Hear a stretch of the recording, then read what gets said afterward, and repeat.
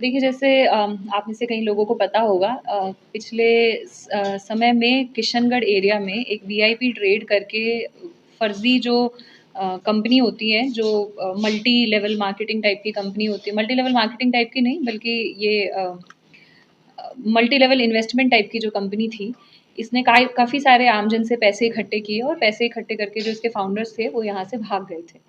इसमें 31 एफआईआर किशनगढ़, मदनगंज और गांधीनगर थाने में मिला के दर्ज हैं आज की तारीख में।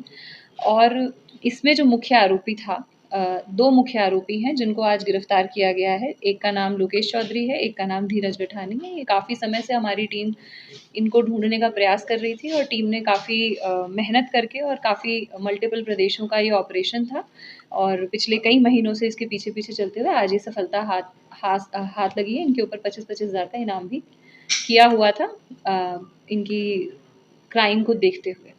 दोनों के मैम रोल क्या थे और कहाँ-कहाँ इन दोनों ने फरारी काटी थी मैम?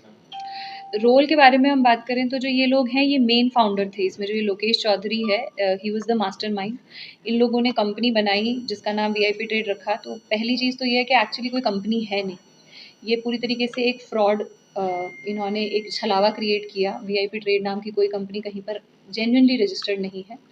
उसके बाद इन्होंने जो एक प्रमोशनल प्रेजेंटेशंस हैं और जो मटेरियल है वो क्रिएट किया और उस मटेरियल के अंदर इन्होंने इस तरीके से लोभ दिया लोगों को कि अगर आप आज पैसे लगाएंगे तो वो साल भर में 2 साल में आपको दुगने तिगने होकर मिल जाएंगे और महीने का 8 से 12% का आपको इसमें ब्याज मिलेगा। और जब सिक्योरिटी के रूप में ये खाली चेक या फिर किसी ज़मीन का जो है वो सौदा करके लोगों को देते थे।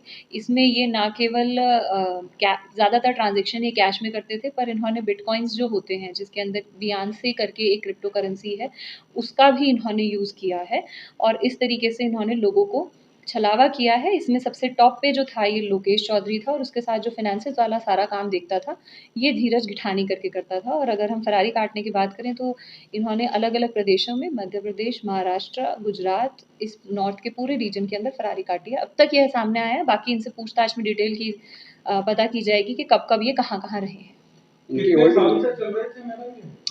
ये जो कंपनी है वीआईपी ट्रेड वाली, ये है लगभग 1 से डेढ़ साल से एक्टिव, लगभग 1 साल से एक्टिव थी। पिछले 6 महीने से तो ये जब से पुलिस ने मैं इसमें ये मेंशन करना चाहूँगी कि हमारे कॉग्निजेंस में जब ये मैटर आया, तो पुलिस ने प्रोएक्टिवली इसमें लोगों को समझाइश करके और तब मुकदमे दर्ज कराए और उसके बाद ये पूरा का पूरा एक्सपोज़ हुआ और एक्सपोज़ होने के बाद ये लोग यहाँ से फरार हुए। मैडम टोटल कितने इसमें पीड़ित लोग हैं और पहली एफआईआर कब दर्ज हुई थी ये? इसमें जो टोटल मैंने आपको जैसे बताया अब तक 31 मुकदमे दर्ज हैं और पीड़ितों की संख्या है वो उससे कहीं ज़्यादा है। और जो पहली एफआईआर है वो माह फरवरी में दर्ज हो गई थी। जी। और भी कोई है करोड़, कितने करोड़ का लेन देन हो गया मैडम? ये काफ़ी मल्टीपल करोड्स के अंदर हम बात कर सकते हैं कि 10 से 15 करोड़ कम से कम। जी।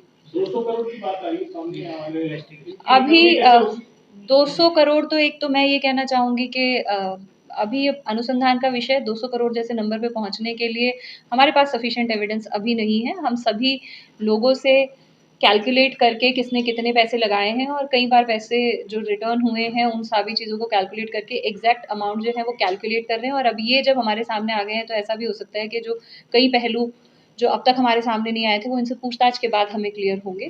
और जहाँ तक रिकवरी की बात है वो अनुसंधान के बाद सर्टेनली इन्होंने ये जो पैसे लिए हैं ये किन चीज़ों में डाले हैं उसके आधार पर इनसे रिकवरी भी की जाएगी और जो नए कानून है उसके अंदर जो प्रोसीड्स ऑफ क्राइम है उसको कुर्क करने का प्रावधान भी है और वो प्रावधान भी अमल में लाया जाएगा। नेटवर्क राजस्थान में किशनगढ़ के अलावा कहाँ-कहाँ रहा इनका? ये अभी तक जितनी अनुसंधान में बात आई है ये किशनगढ़ में ही कॉन्सेंट्रेटेड रही है। ये जो लोकेश चौधरी है ये किशनगढ़ का ही नेटिव है, इधर ही रहता था, तो इसी एरिया के लोगों को इसने अपने इस पूरे जाल में फंसाया है। कुछ राजनेताओं का नाम आ रहा है मैडम इसके अंदर के राजनेताओं की सरपरस्ती थी और आपकी जो पहली एफआईआर के बाद पुलिस एक्टिव कौन से महीने में हुई थी मैडम? एफआईआर जैसा कि मैंने आपको कहा कि एफआईआर दर्ज ही पुलिस के एक्टिव होने पर हुई है। पहली चीज़ तो ये है, तो जब से एफआईआर दर्ज होने से पहले से पुलिस एक्टिव हो गई थी, दर्ज होने का इंतज़ार पुलिस ने नहीं किया था। एक चीज़ ये है। दूसरी चीज़ ये है कि बाकी सारा अनुसंधान जो है वो जारी है और अनुसंधान के बाद ही किसी के ऊपर भी आरोप प्रत्यारोप लगाए जा सकते हैं। ये मेन आरोपी थे, इनको आज गिरफ्तार किया गया है, इनसे अनुसंधान किया जाएगा और जिसकी भी जैसी भी भूमिका आएगी उसके खिलाफ कार्रवाई की जाएगी। कोई राजनेता नहीं है आपके हिसाब से? मैंने ना इधर ना उधर कोई भी स्टेटमेंट नहीं दिया। मैंने कहा है कि अनुसंधान का विषय है। किन-किन लोगों के माध्यम से एफआईआर दर्ज कराई? जैसे व्यापारी भी हैं, बिजनेसमैन भी हैं और भी कोई है? कैसे लोग हैं? 31 एफआईआर दर्ज हैं। जो भी परिवादी आए हैं उनकी एफआईआर जो है वो अलग-अलग तरीके से दर्ज हुई है। पकड़ा कहाँ से मैडम इनको? सूरत से। धीरज और लोकेश ही मुख्य हैं या और भी अभी इसकी टीम बाकी है? इसकी और भी हम ये आशा करते हैं कि और भी ये जितना भी इनका पूरा का पूरा जो इनका जो नेटवर्क है इसको हम अब मुख्य आरोपी के आने के बाद खोलेंगे। और खाली ये 2 तो प्रमुख आरोपी हैं जिनका नाम आया है। इसमें और भी बहुत सारे लोग जो हैं वो अपराधी होंगे और एक-एक की गिरफ्तारी की जाएगी। मैडम पैसे का जो लेन-देन ये करते थे, कौन से अकाउंट्स में करते हैं? जो खुद के खाते होते थे या किसी और के खातों में? जैसा कि मैंने कहा कि मोस्टली ये कैश में इन्होंने ट्रांज़ैक्शन किया है। जिन भी लोगों ने अब तक एफआईआर दर्ज कराई है उन लोगों ने कैश में पैसे इनको देना बताया है, या कुछ जो पैसे हैं वो बिनेंस करके जो एक वॉलेट होता है क्रिप्टो करेंसी का, उसमें इन्वेस्ट करने का बताया है।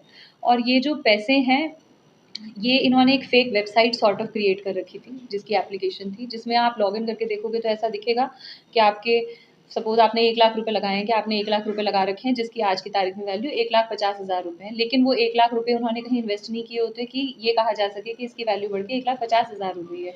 तो बेसिकली ये कैश में पैसे लेते थे और फिर उस कैश मनी को ही रोटेट करके एक से लेकर दूसरे को देना, या फिर और क्या-क्या ये यूटिलाइज़ करते थे ये अनुसंधान करके पता चलेगा। पर most of the transaction cash में थी या फिर यूएसडीटी के अंदर थी। धीरज और लोकेश किशनगढ़ के रहने वाले हैं? जी। ठीक।